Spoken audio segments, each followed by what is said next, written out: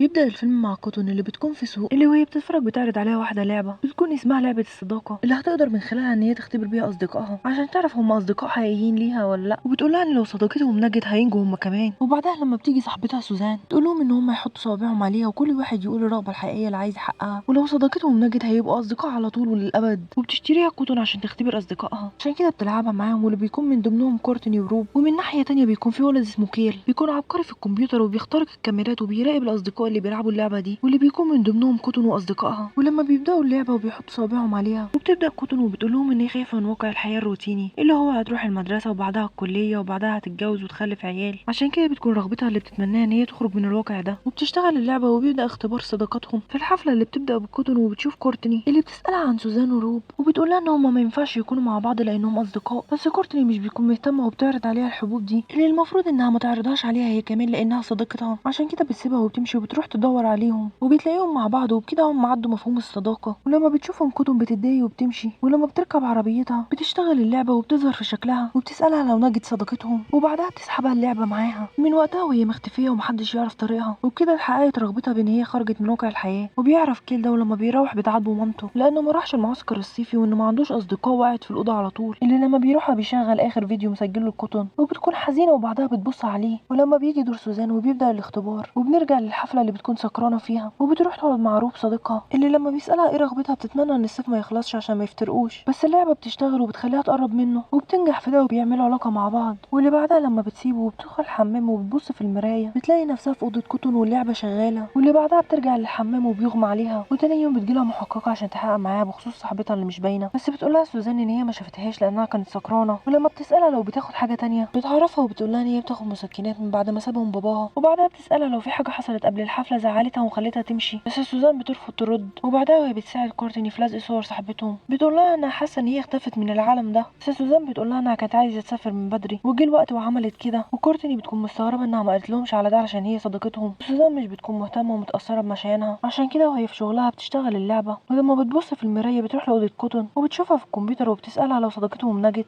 وبعدها بتوريها ان بطنها مفتوحه بس في الواقع مش بيكون فيها حاجه. ولما بتروح بيقابلها روب ويقول لها انه عايز يتكلم معاها بخصوص كوتن وانهم لازم يكتشفوا اللي حصل لها. وبعدها بيسالها لو هما لسه اصدقاء، بس هي بتبص له باستغراب وبعدها بتزقه وبتمشي وبتسيبه. ولما بتروح بتقول لها مامتها ان كوتون او باباها ما مشيوش بسببها لانها بتكون حاسه بكده. وبعدها لما بتسيبها وبتروح اوضتها بتكون حزينه لان كوتون سابتها، بس بتجيلها رساله من مامة كيل اللي بتسالها لو هي فاضيه عشان تيجي تقعد معاها لحد ما ترجع، وهو نفسه الولد اللي كان بيراقبهم. ولما بيجي دور كورتني بتتمنى ان هي تتقبل في الجامعه اللي في يوم الحفله لما شافت كوتون عرضت عليها الممنوعات بس هي رفضت. وتاني يوم بيجيلها جواب قبول من الجامعه وبتكون مصدومه من ده، علشان كده بتوريه لسوزان وبتقول لها انا جابت في الثانويه مقبوله عشان كده كان مستحيل ان هي تتقبل في الكليه وان اللعبه كده حققت رغبتها. بس سوزان برضو مش بتكون مهتمه بكلامها وبتمشي، عشان كده بتكون متضايقه. ولما بترمي ورق كتب في الزباله اللعبه بتشتغل وبتحدف لها علبه الحبوب بتاعتها. ولما بتطلع تليفونها علشان تصور اللي عمل كده تظهر لها كتب وبتسالها عن صداقتهم لو نجت لانها فشلت في الاختبار وبتوريها ان هي هتموت بسكينه. وبعدها بيجي دور روب اللي بيكون رغبته انه يعمل علاقه جنسيه، علشان كده في الحفله بيعمل علاقه مع سوزان اللي بعدها لما حاول يكلمها وسابته ومشيت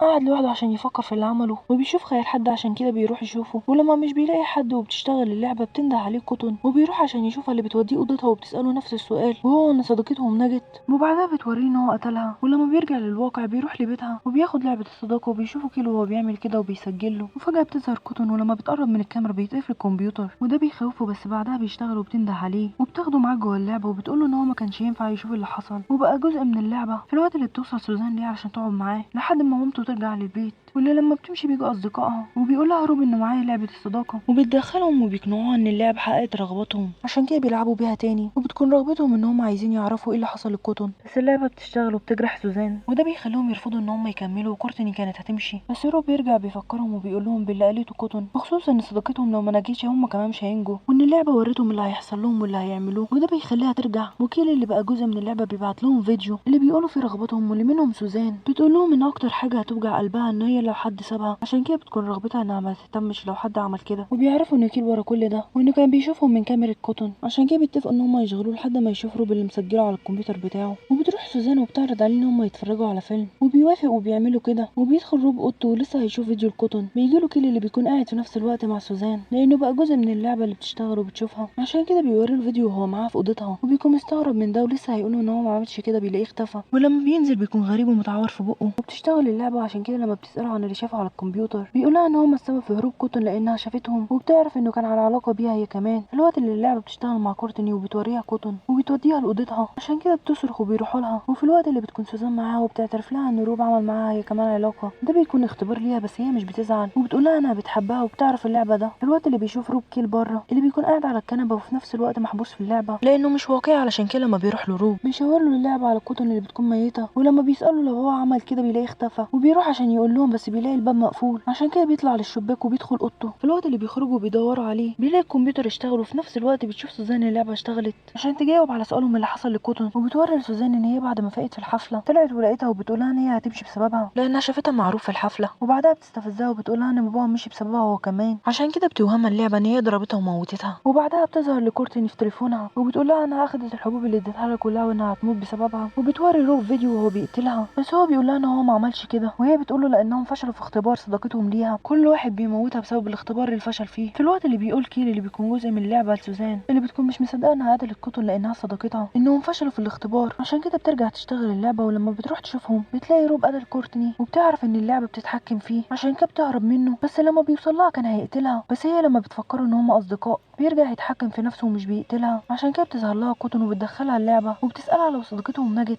بس سوزان بتقولها ان هي كانت فاكره ان هي سابتها ومشيت زي باباها، عشان كده بتعتذر لها، وبعدها بتمسك ايديها وبتقولها ان هي بتحبها وبتحضنها وبتنجح في الاختبار وبتقف اللعبه وبتنتهي بالنسبه لها. عشان كده لما بيرجعوا لنقطه البدايه وبتكون كوتون في السوق وبتوصل لها سوزان، بس المره دي صاحبه اللعبه بتبص لسوزان ولما بتشرح لها اللعبه وبتقولها ان هي اختبار لاصدقائها عشان تعرف انهم حقيقيين ولا لا، بيكون ردها غير كوتون وبتقولها ان هي مش محتاجه ان هي تعرف ده، وبتاخدها وبتمشي وبتكون عارفه ان هي جزء من اللعبه، وبتروح لباقي اصدقائها اللي هيكونوا معاها للابد لانها نجحت في الاختبار، وبعدها بتاخدهم وبيمشوا، ولما اللعبه بتلاقي اصدقاء تانيين بتعرفهم بيها، وبكده يكون انتهى الفيلم. ما تنسوش تشتركوا في القناه وتفعلوا زر الجرس عشان يوصلكوا كل جديد.